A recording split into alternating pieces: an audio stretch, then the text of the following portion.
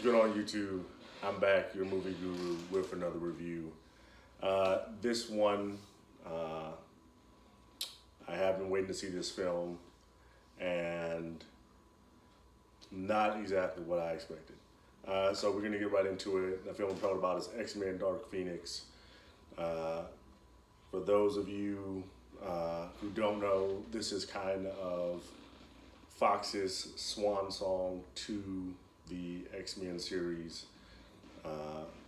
Like I said, for those of you who don't know, they were bought out by Disney, and Disney, which owns the Marvel Cinematic Universe, and these characters now, X-Men, are going to be starting incorporating into, the broader Marvel Cinematic Universe. So you're gonna possibly see, X-Men, Spider-Man, or with the Avengers, or those sort of team ups.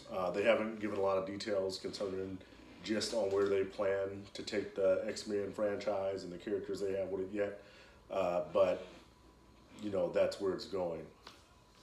So this was the last film that Fox had control of, and before I went and saw this movie, it got a lot of negative ratings. It currently has a 23% Rotten Tomato score, but the audience score is 68%.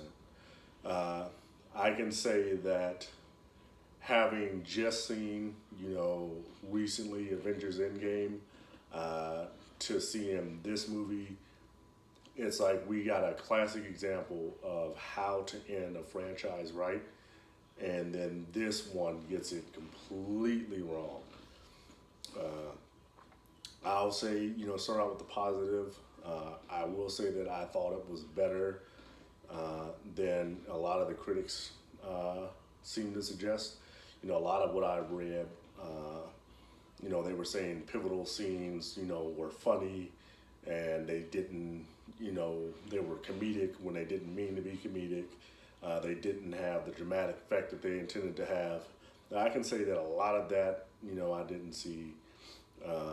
For the most part, I think people, Michael Fassbender, James McAvoy, I think they did, Sophie Turner, even Jennifer Lawrence, I think they all did, fine acting jobs. So I don't have a problem from that end. But it just really seems that they try to do a lot more with this plot than they really allowed sufficient time and story to develop. For me, like I said, this is really disappointing just in terms of the fact that this franchise is one of the only ones I can see that kind of rivals Marvel's franchise. X-Men is Marvel, but it's been helmed by Fox for these movies. There's been 7 X-Men movies, 3 Wolverine movies, 2 Deadpool movies, which kind of tie into the X-Men universe. So all in all, this is a 12 movie franchise. So these movies mean something. This is something that's been going on for a while, and if you've been a comic fan, if you've been a movie fan, and you've been following the X-Men, you know that they've been really, really hit or miss. X-Men 1 was okay, but it had its problems and was a bit bland at times. X-Men 2 was great. It had issues as well, but it really left with a positive note of what you thought about going forward. And then X-Men 3 was just ridiculous, convoluted, big type of mess.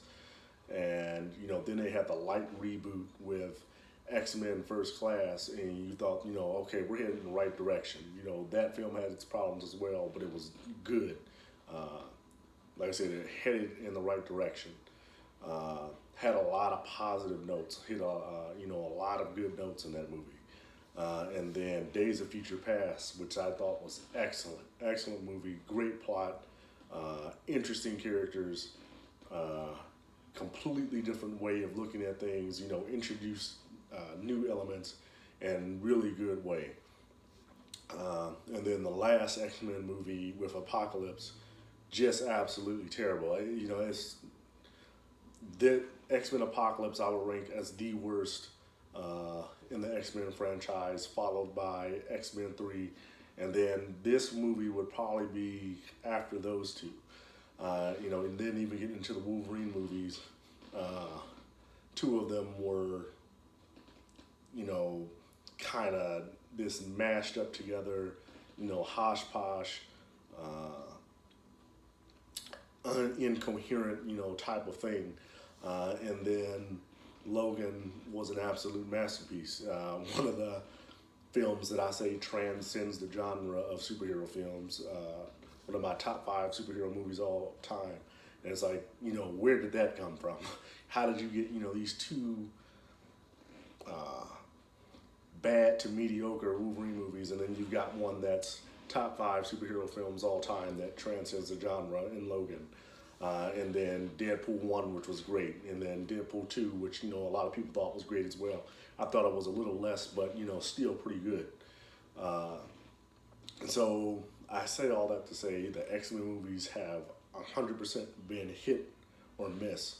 And, even some of the Marvel Cinematic Universe's movies, have been misses, but they've brought a much more consistent quality that you've seen than you've seen in the X-Men franchise.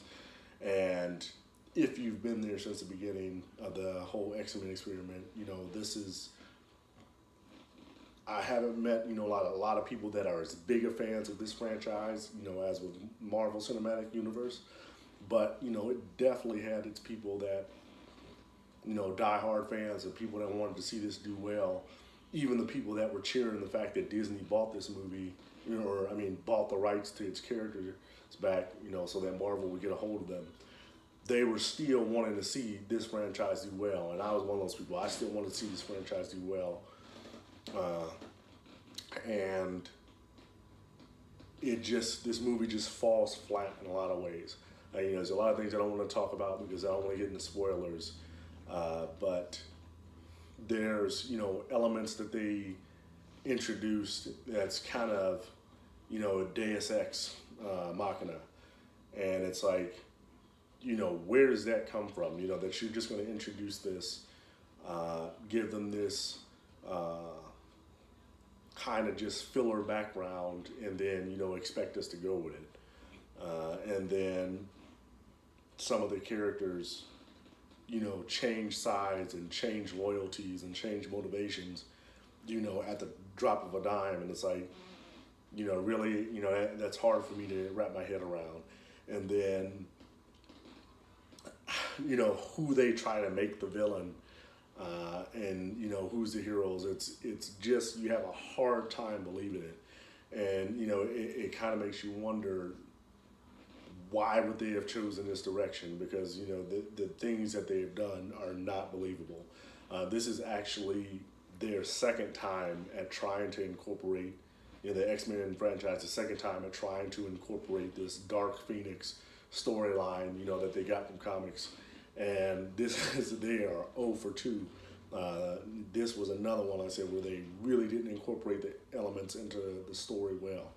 And I think this is the problem sometimes when, you look at comics and you look at, hey, this is a great storyline, but, it doesn't incorporate to the big screen well. And, sometimes you have that. Sometimes you have stories that, work in one medium, don't necessarily work in another, sometimes due to technology or, whatever type of constraints. And I think this is an example of what happens when you try to force it anyway. And I think in this movie, you can really try to see that they tried to force this storyline. They gave us dialogue and instances and screen time to characters that, quite frankly, we don't care about as much as other characters given the screen time that they got in other movies. And, they really try to force this plot line. They want to get this Dark Phoenix character in, and so they rush the background of this character's introduction.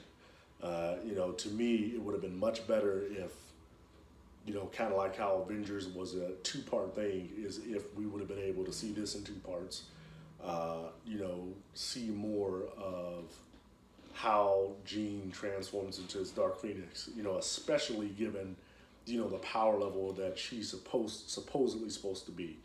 You know, they try to introduce her. The best way I can explain it is imagine, you know, after foreshadowing this whole Thanos type character and all his power, and then they just dump it on you in one movie and then resolve it in that same movie. Be kind of like, you know, that doesn't really work. You know, for someone of this power level that you guys are claiming that they are, and that you want us to be believed and you want us to be invested in it to that point, it kind of takes some build up, and they don't really give you that. So that's my thoughts on it. I don't think it was as bad, you know, as, you know, a 23% rating would suggest. I do think it is bad considering it is, you know, the swan song of a 12 movie franchise.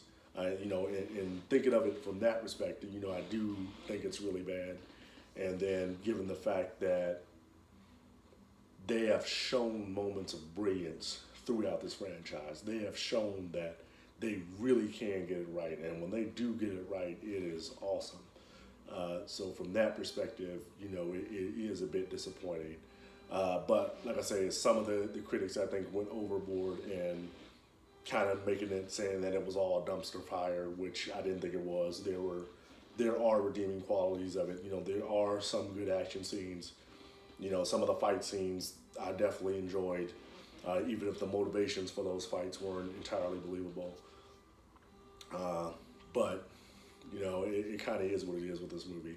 And, you know, I think they knew this was going to be the last one, and, you know, that's kind of is what it is. So I'm going to give this one a 5 out of 10, maybe even 4.5 to 5 out of 10. Not one I would go see in theaters, you know, unless you're one of those ones that's from the beginning and say, you know, hey, I need to see this film for closure. You know, just to close out, you know, this whole franchise. Otherwise, wait for this one for DVD, Redbox, Netflix, whatever. This is not something, you know, I'd rush out to see. You know, especially if you're just a casual movie fan or you're just a casual action movie fan, you know, there's better things you could see. Go see Godzilla. But anyway, thank you guys for watching. If you disagree with me, if you love this movie, let me know. Leave me a comment. You know, I'm definitely down for arguments. I wouldn't mind if someone convinced me to love this movie. But hit the like button, hit the subscribe button if you like what you see. Thank you guys for watching. I appreciate the support. Have a good weekend, guys. Thank you.